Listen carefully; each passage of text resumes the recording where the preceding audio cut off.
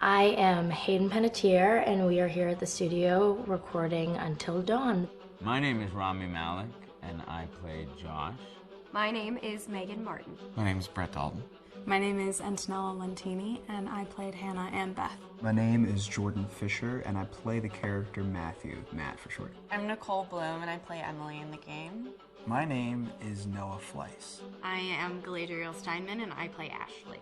So Until Dawn is the story of 8 teenagers who revisit this cabin in the woods about a year later after a really traumatic experience where I've lost 2 of my sisters, so coming to kind of get some closure in that respect. One of the things that Larry does really well is make these multi-layered characters, and I think for just the story in general, it follows the quintessential horror film plot lines, but the characters are so unique in themselves, and I think that's very cool. Oh, I hope this was the right thing to do. What? You know, getting everyone together on the anniversary. I mean, Josh seemed really pumped about us all doing something, didn't he? Yeah, no, he definitely did. I haven't seen him so excited about something in forever. Good, good. Sam and I have a few things in common, such as being huge lovers of animals, and she's a huge animal lover. She's vegan. She is a pacifist. I'm not quite sure if I'm gonna go as far as saying that I'm a pacifist, but she's spunky and cool. I know that she, I think, is made fun of a little bit by the rest of them who think that her morals and her beliefs in that area are a little ridiculous and they don't agree with them, but she doesn't care. It doesn't stop her from being herself, and that's something that I hope I have in common with her. You know, he definitely can be depressed at some times and a bit of a loner, but he takes some solace in one of his sister's friends, Sam, played by Hayden Panettiere, and invites everybody back to the same house the next year to kind of find some closure. Jessica she has a whole lot of personality. She is definitely the sort of mean girl character that, you know, at school she knows she's pretty, she knows that boys like her, and she's gonna use it to her advantage. He's got a big heart, and you can tell that that's very evident, especially how he treats his girlfriend, Emily, and you know, he's kind of a meathead, but in the best way possible. She really knows what she wants, and she manages to get that from whomever it is, whether it be Matt or Mike. You know, she's really driven, and I can definitely relate to that. My character is Chris, and he is what society might consider the nerd of the group, and he kind of embraces it. Ashley she's a little more serious than some of the other girls. She's definitely very intelligent and thoughtful. She kind of looks at the whole big picture of things. She's not quite as geeky as Chris, but they connect in a lot of ways. Mike is like big guy on campus. He's the class president who has some charm and has a brain, and I don't know, people seem to like Mike. He gets away with a lot, though. He can be kind of jerky. The fact that he really just kind of wants everyone to be happy, and he's a people pleaser, and I can definitely attest to being, you know, that guy. I'm always the friend that wants everybody to be happy and wants everybody to be taken care of, and that's definitely Matt. But also, like, this character is just so fun. I rarely get to play the bitch, and so it was really fun to do that. The spirit of things, seriously, what's wrong with you? Just trying to lighten the mood, Em. Don't be like that. Like what? The way you're being. You always get like this. I just think this is just the coolest thing to be a part of, and I just think it's going to take the world by storm. I really do. I think this genre is the wave of the future, and I think that once people see the potential behind it, of getting to interact with the drama that you're witnessing unfold in such a realistic way, that this is how entertainment's going to be from now on.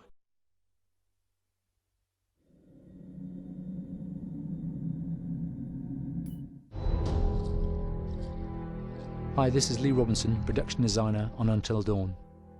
The production design for Until Dawn started with the great teen horror script that sets the characters in a Canadian winter mountain lodge, being a contemporary setting with visual clues derived from classic films of that genre, such as Hitchcock's Psycho and Stanley Kubrick's Shining. The storyboards are vital to the production design as it allows the designer to understand the scale of the environments to be made and the detail that would be seen to create the atmosphere of a horror. This took us into concepts that took these storyboards further, visualizing the world through the color palette, the lighting, tone and the mood, and developing key locations such as the lodge, the cable car stations, the forests themselves, the wilderness. As you can see, the environments and atmospheres change quite a bit from warm and inviting to cold and threatening. The Millionaire's Mountain Lodge was a key example. It was designed to be made from nearby stone and timber, embedding it into the landscape, with a contrasting and contemporary interior needing to be opulent and extravagant. We created dark and claustrophobic corridors with ominous and large open spaces, almost cathedral-like in size, and with huge structures to silhouette and dwarf the characters within, providing a labyrinth to explore and wander. Each character was developed with a strong visual identity in mind, with contrasting colours, tones and silhouettes to identify them, each to have their own texture, pattern and shape, so that when they were lined up you could always identify them. The costume designs allowed a range of clothes that would suit them for the cold winter weather, but also have an element of style and individualism, so that the audience could look at them and relate, recognizing themselves within them. A lady would like to cuddle up with her man by a nice cozy fire bathed in atmospheric mood lighting. Right. It'll get plenty toasty once we're rubbing up against each other. Mike. Yeah. Fire and mood lighting. Yes. Working with the lighting artists, we really brought the look and feel of the world together, and this required a thorough understanding of the visual language of teen horror. A key scene was where all the characters emerge out of the rear of the lodge chasing Hannah. A contrast is evident straight away from the exterior wilderness to the warmth of the lodge. The attention to character lighting here is through the bounce and rim lighting, accented colours and composition, creating characters that come from the dark into the light and back again with an emotional effect. Guys, there's someone outside. What the hell? Hannah! What's going on? Where's my sister going? It's fine. She just can't take a joke. It was just a prank, Han.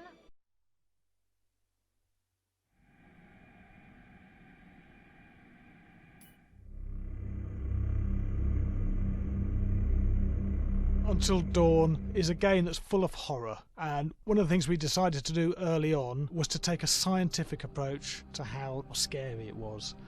So we did experiments on people and we measured their responses to the game. We've created a test area. It's as close to a home setup as we can get it. We've recruited ordinary people to play the game and we've left them to play it on their own. You're turning the light off.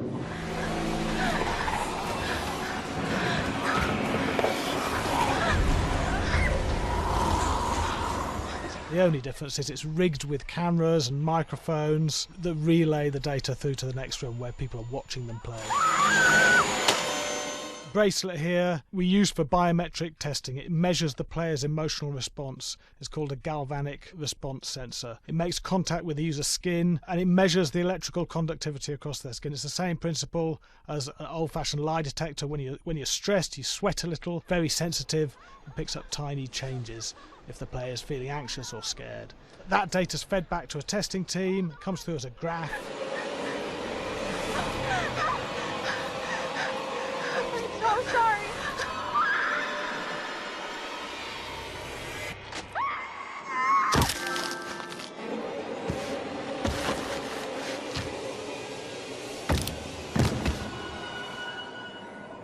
There's no point testing one or two people, you have to test a lot of people. What's your step? When we have a scare that's consistently has a measurable emotional response, then we knew it was good. If it didn't have that, it goes back to the team for improvement. The data doesn't tell us what's wrong with the scare, it only tells us if it's working or not. Wait, okay, so you hear that too, right? Josh. Here we have a chapter relatively early in the game. Weirdly regular. nothing regular about it. We have to create tension and anxiety in the player so they are ready to receive the scare.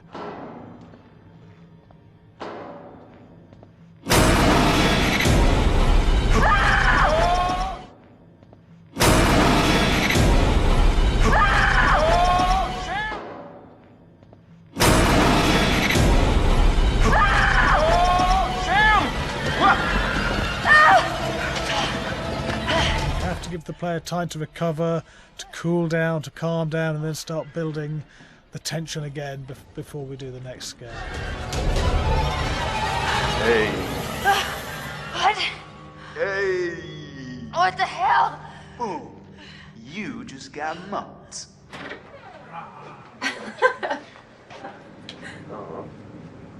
Yeah, I have such an adrenaline high from that game. There's two things we found. One is we could look at the scares, analyse if our expected scares were working effectively. Were people shrieking and covering their hands, or were they getting an emotional response from it? And being scientific about it means that we strip out people's opinions about whether things are working or not. We've got data, and we look at the data. If it's working, we're happy with it. Really scary. Bit scared and wanting to get away. I actually be maybe a bit scared to play it on my own, but in a room with the lights on, yeah, with some other people as well, yeah, maybe. But because I'm a scaredy cat, I would play with someone in the room. And the lights on. It was one of the scariest games I've played in a long while.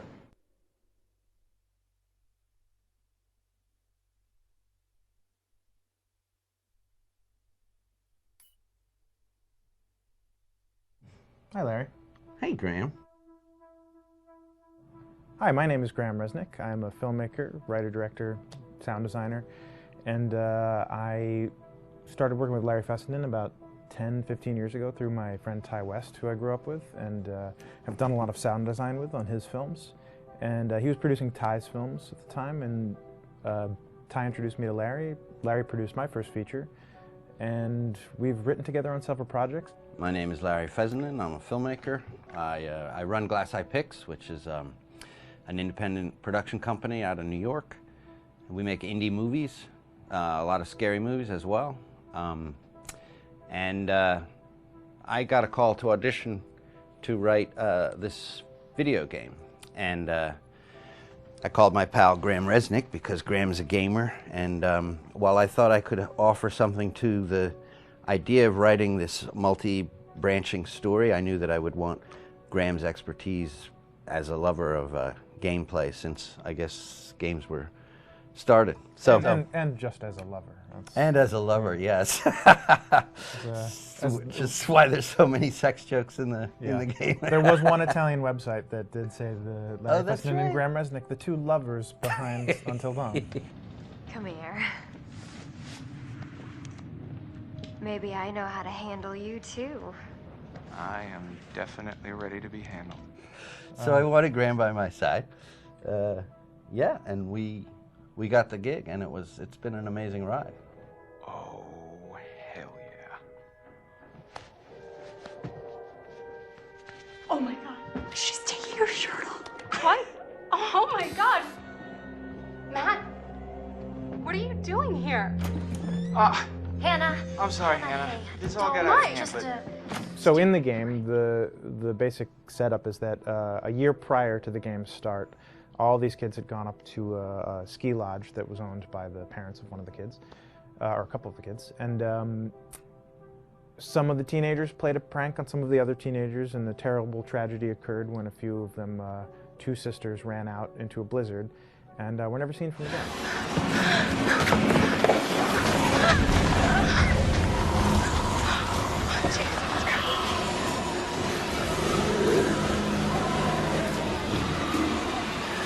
So now, a year later, this is kind of torn apart, this group of friends. They've gone through some trials and tribulations in the past year. The brother of the two girls has had a lot of psychological issues, and to kind of help him cope and help them all get over it, they all returned to the lodge a year later, back up on the mountain. And the idea is to get over it, but... the healing does not begin. Yeah, and these kids are all trying to find themselves. They've been through a trauma, But in general, they're just teenagers trying to figure out who they are. So they're all kind of falling into the patterns, the stereotypes, the characters they see on TV and in the movies. I think we were very interested in taking genre tropes and kind of making them sort of refresh them.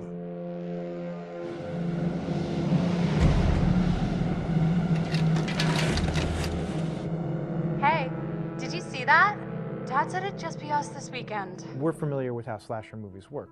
You know, most people have seen some horror movies, and we have established notions and preconceptions about the roles of the players in horror movies and how they talk and how they get killed and how they have sex.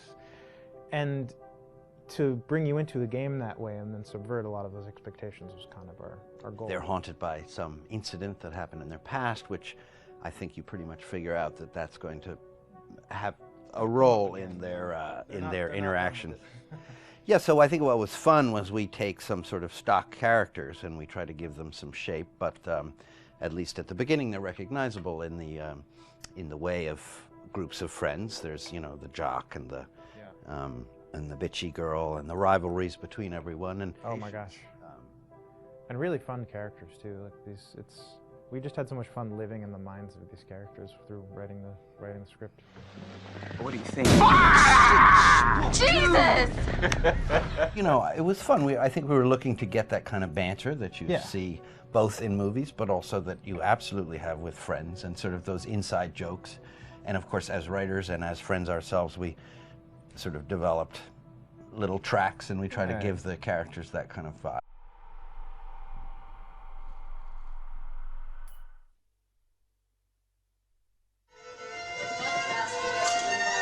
Yeah, fast and violent.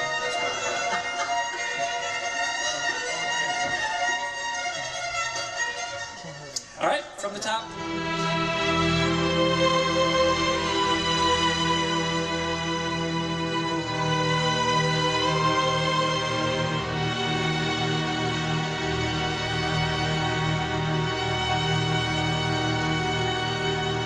My name is Jason Graves, and I'm the composer for Until Dawn.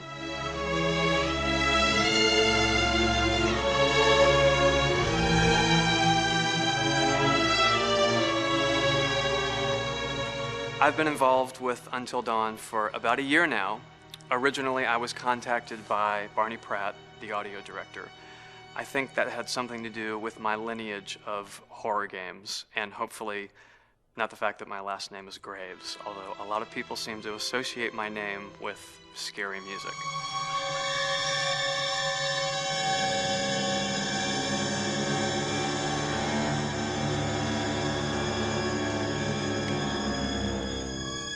One of the things that was really exciting about working with Barney and the team at Supermassive is they really wanted something unique for the music. They wanted the music to stand out and be a character on its own in the game.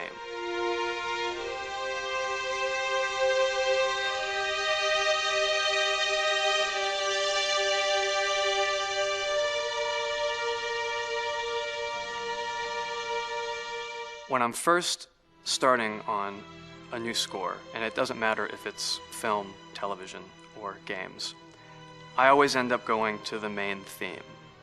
Sometimes the developer or producer isn't even necessarily interested in the main theme at the beginning. I just want to do it for myself, because for me, the main theme is the identity of the game.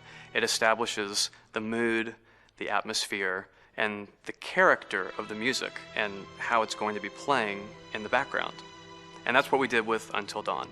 That was actually my demo pitch to Supermassive Games. I put a main theme together, recorded all the instruments at my studio, and sent it to them. And they liked it. We actually ended up recording that exact theme, all the instruments and everything, live here at Ocean Way, probably 9 months ago. And that's what we've been using in all the demos for the game, and that's the final version of the theme that is the main theme that you'll hear on the menus and in some key pieces of gameplay.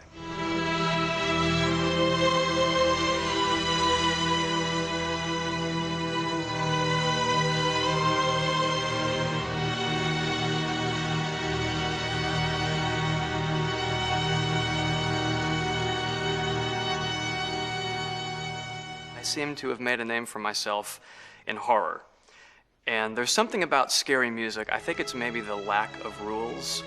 The biggest rule in scary music is there are no rules, so you can do anything you want, and actually, if you end up doing things that don't feel like they would work out together, they kind of clash, and it ends up being even more effective for scary music.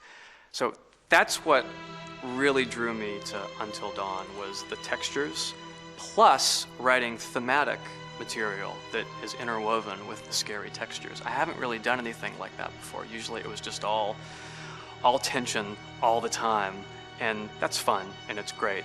But I'm actually at heart a very melodic composer. That's the kind of music I love listening to, and that's the kind of music I love writing. That's the kind of music I got to work on in Until Dawn. Very nice. Same thing.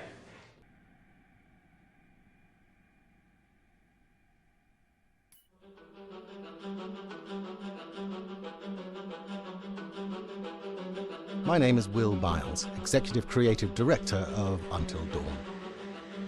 The first part of getting a believable facial performance in-game is to capture topographically the actor's range of emotional expressions as separate versions of the same head.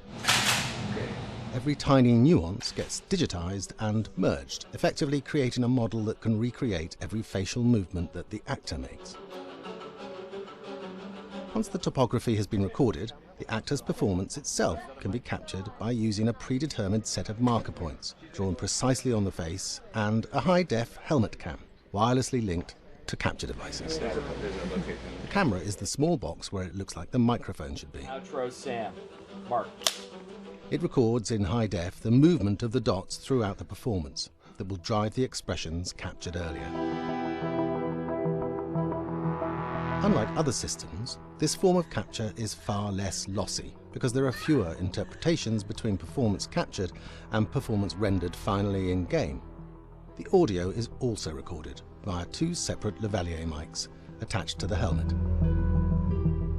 It takes a while for the actors to acclimatize to carrying around the recording devices and the helmet cams, but very soon the shoot becomes similar to any other effects shoot or a green screen shoot. The actors in these scenes are only recording facial animation, but use cursory body movements for pacing.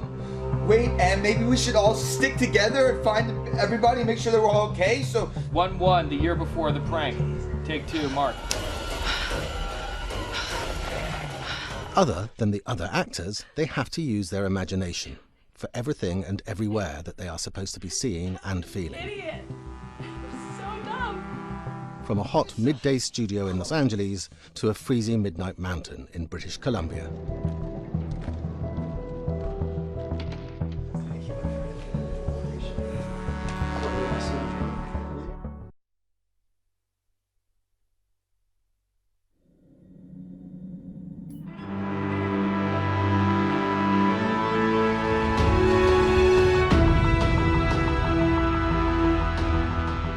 Until Dawn has a dynamic, ever-changing story, the facial performances and the body performances are recorded separately with different systems.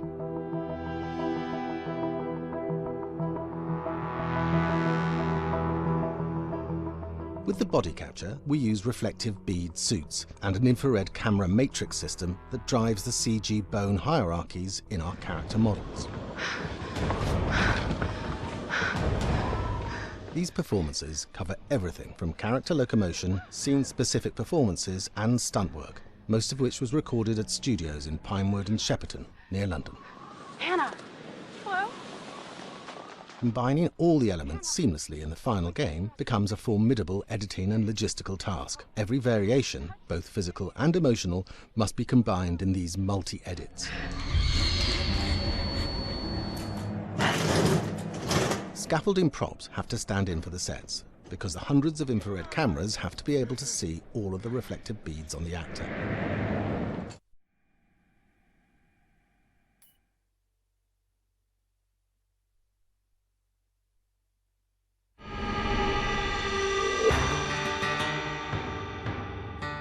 America's Northwoods border region. Within this land of 10,000 lakes and miles of dense timber, a hideous creature is believed to lurk. The North Woods is probably one of the last frontiers in America. There's still a lot of places in this area that hasn't been set foot by man. Monsters and mysteries exist here because it is remote. Up in the North Woods, winters are long. In times of biting cold and isolation, a devouring monster is believed to come forth. It's terrorized native people for generations. Growing up, I was told, like, don't go outside, the Wendigo will get you.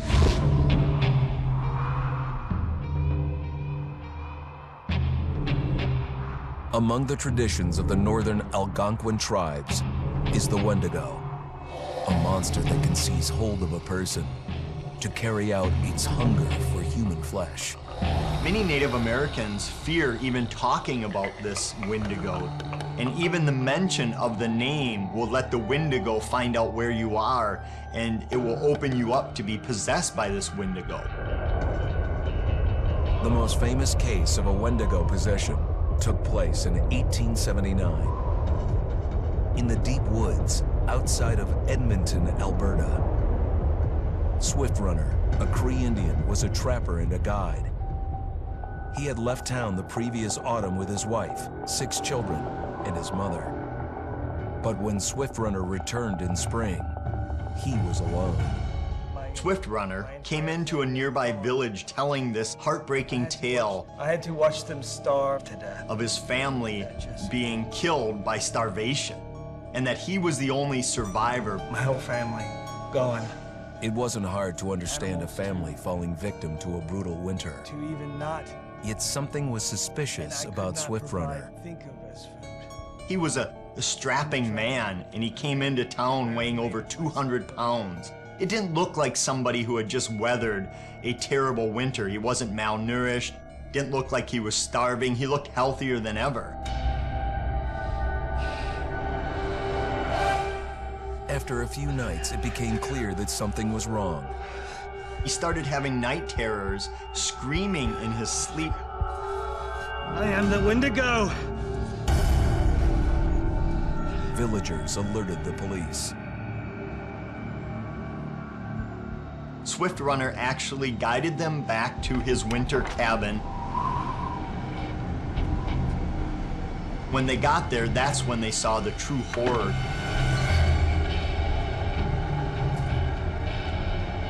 Human skulls were scattered around, many bones, some of which had been snapped in half, and the marrow inside had been drained.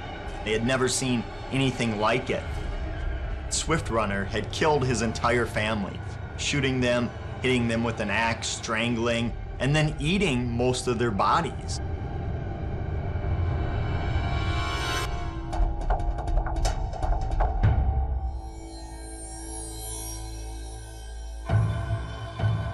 Right up until the moment the noose was on his neck, Swift Runner swore the evil spirit of the Wendigo had possessed him and twisted him into a cannibal killer. When he was on the gallows, Swift Runner himself said, "I am no longer a man."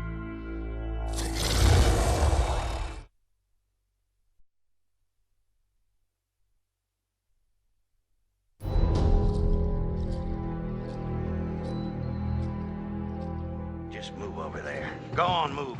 Let me say what I came to say. I'm here to tell you what you're up against being back on this mountain.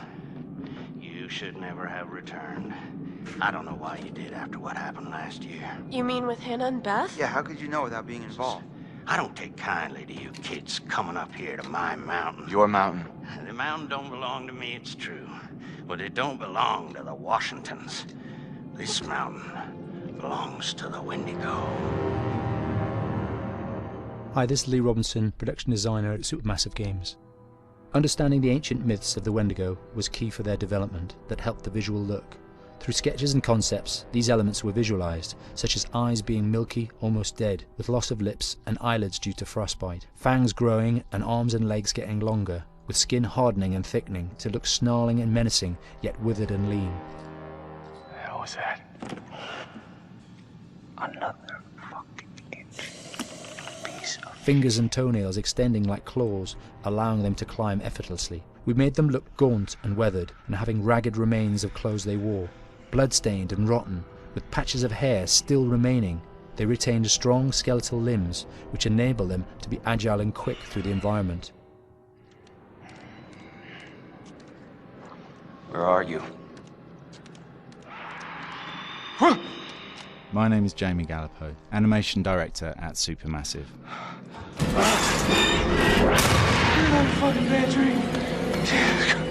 The overall direction on the creature was to be very strong, to be extremely fast. We wanted a spider-like movement to the creature. 1 minute scampering to leaping and then crawling, almost instantaneous. And finally, we wanted the creature to have this real, uncontrollable thirst for flesh. From a sound design perspective, the Wendigo is a real challenge. For the main vocalizations of the Wendigo, we used our own vocalizations, various different animals from the exotic to the farmyard, various plugins and processes to gel these sounds together and keep a human resonance behind that voice, telling the backstory of the Wendigo.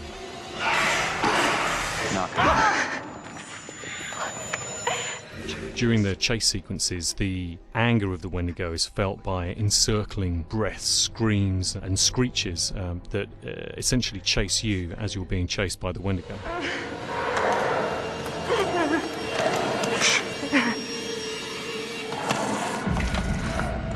We would layer them up in a multitude of layers, sometimes 15, 20 sounds playing at the same time, to build up the vocalizations for this fearsome creature which is always in attack mode, hyperactive and chasing you throughout the game.